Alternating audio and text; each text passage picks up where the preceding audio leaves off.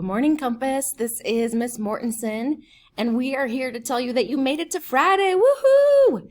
A couple of things. You're going to get your Google schedule in this email, obviously, and it'll have links for some activities to do. It's a shortened schedule today, much like a traditional Friday for Compass. We work hard in the morning, and then we have fun in the afternoon.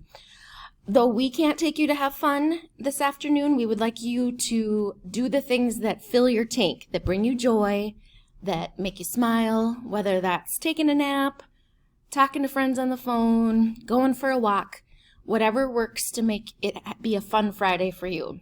We're so proud of how hard you have worked this week, and we know that as we continue to learn and grow, things will get better and better for everybody.